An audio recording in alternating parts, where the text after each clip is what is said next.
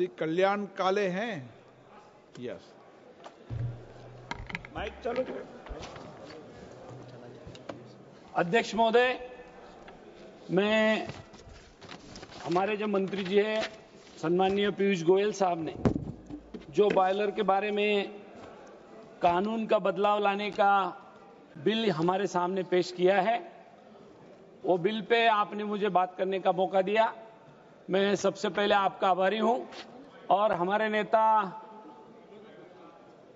आदरणीय राहुल गांधी जी का भी मैं आभार व्यक्त करता हूं। सबसे पहले तो एक बात अच्छी है कि द इंडियन बॉयलर एक्ट 1923 का इतना पुराना एक्ट हमारे देश में आज तक चल रहा था और आपने ये बदलने का प्रयास किया।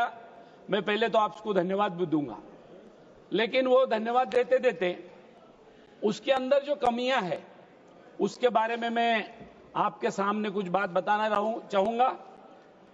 जबकि बॉयलर बिल जो है ये किस लिए हम ये कानून बनाते हैं या ये विधेयक क्यों लाया है, जिस कानून के अंदर 8 अगस्त में राज्यसभा में ये दाखिल किया था, आज अब लोकसभा में भी आया है और वो विधेयक के अंदर आपने कुछ बातें की तो जरूर है, लेकिन कुछ बातों में कोई अस्पष्टता है जिस पे लेकर के मैं आपके सामने कुछ बात रखूंगा कि जिसमें औद्योगिक क्षेत्र में खास तौर से बॉयलर की इंस्टॉलेशन सिस्टम बिठाने का काम होता है और उसको कानून के दायरे में लाया जाए, उसकी सेफ्टी के बारे में सोचा जाए और वो फैक्ट्री के सेफ्टी के बारे में, कानून के बारे में उसकी सर्टिफिकेशन रेगुलर होते जाए।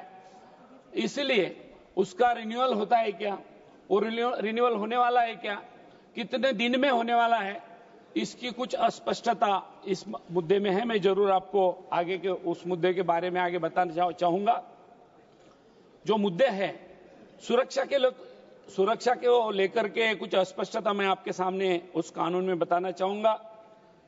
ये जो विधेयक है कुछ क्षेत्रों में राज्य सरकार ने कुछ चीजों के इसके अंदर दायरे में छूट गई है और कुछ छूट देने की अनुमति दी है और उसमें हमारा यह तर्क है कि इस छूट में छूटने वाले क्षेत्रों में बॉयलर की सुरक्षा की गारंटी नहीं रहेगी, इसलिए कुछ चीजें यहां इसमें से छुटी है, खास तौर से सेफ्टी के बारे में और जिसमें दुर्घटना बढ़ने का ज्यादा खतरा बढ़ सकता है, संभावना हो सकती है।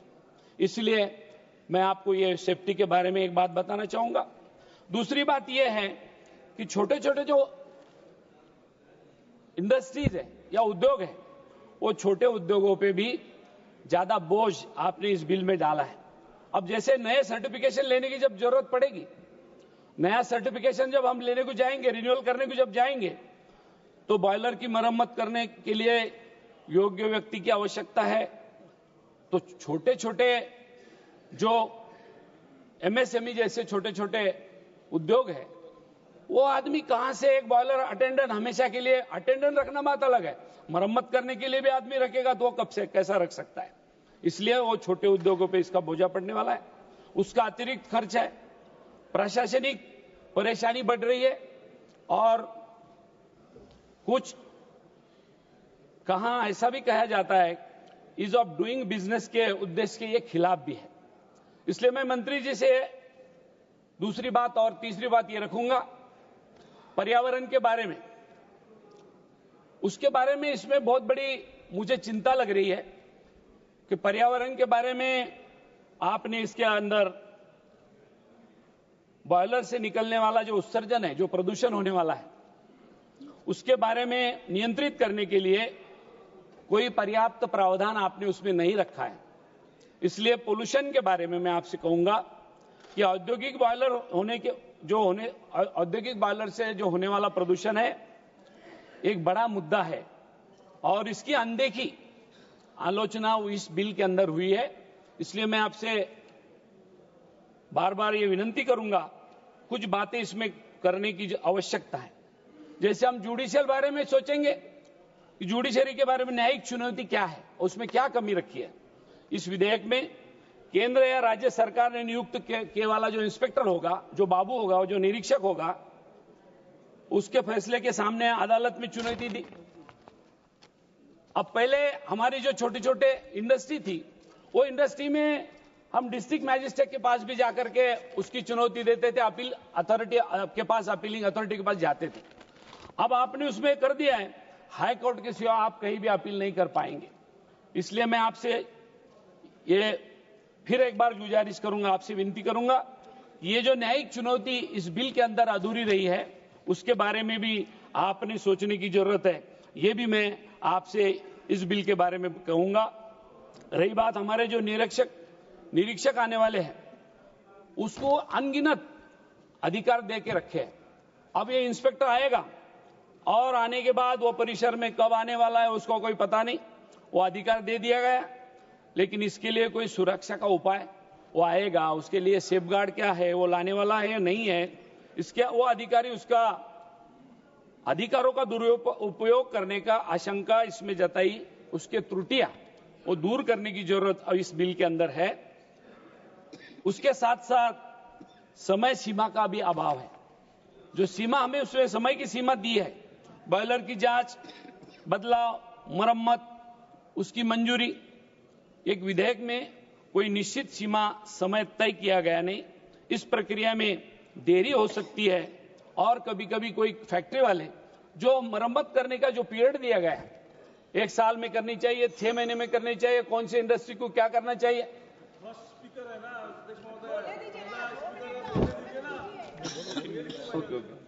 तो मैं ये कहना चाहूंगा अध्यक्ष महाराज कि ये जो समय सीमा का जो अभाव है, उसके बारे में यदि अनदेखी की गई तो कोई इंडस्ट्री 6 महीने में उसका रिन्यूअल करना चाहिए या 12 महीने में करना चाहिए, उसकी कोई ये नहीं रहेगी।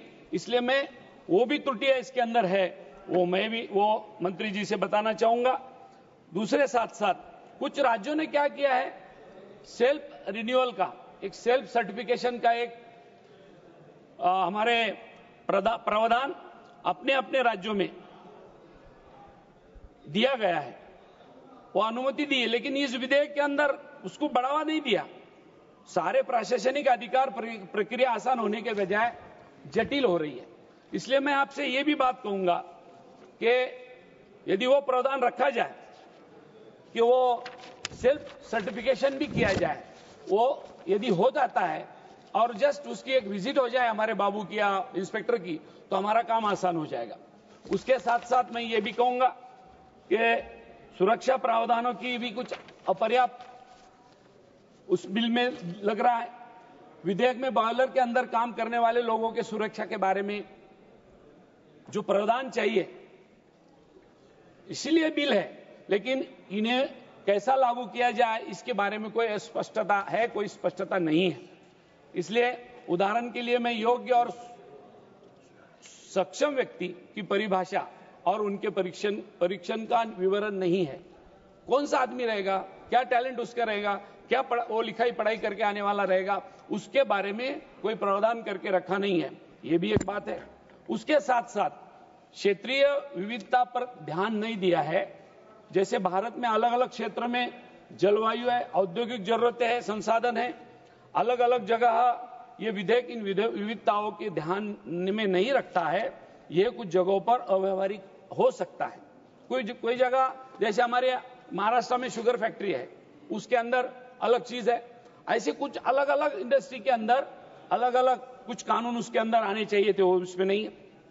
आखिरी पे आता हूं मैं, जिसमें जुर्माना असमानता है।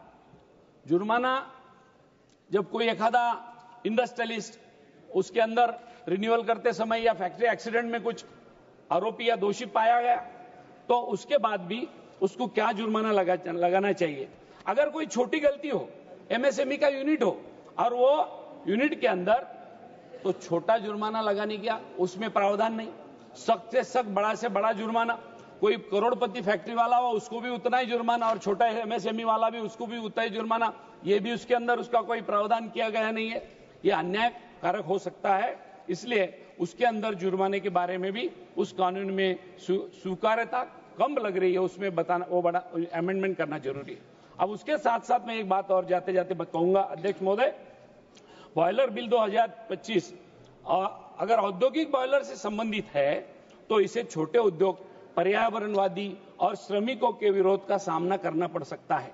इसकी कमियां को दूर करने के लिए सरकार को स्पष्ट नियम, व्यावहारिक कार्यान्वयन और सभी पक्षों से चर्चा की जरूरत है, ऐसे मुझे लगता है अध्यक्ष महोदय। इसलिए मैं आपके माध्यम से मंत्री जी से यह कहूंगा, अगर आपको इस विधेयक के किसी खास पहलू जैसे नियम, प्रभाव, उद्देश्य के लिए बारे में और जानने के हेतु कुछ काम हमें भी बताए, हमें भी हमारी मदद मांगे तो हम लोग कर सकते हैं। तो मैं आपसे यह विनंती करूंगा कि यह बिल को अभी कुछ दिन के लिए रोका जाए और उसमें सारे पार्टियों के सांसद का कुछ उनका राय लिया जाए और उसके बाद ये विधेयक लाया जाए। ऐसा मैं आपसे अध्यक्ष के माध्यम से मंत्री जी से विनती करूंगा और फिर एक बार आपको धन्यवाद देता हूं। धन्यवाद। जय हिंद, जय महाराष्ट्र।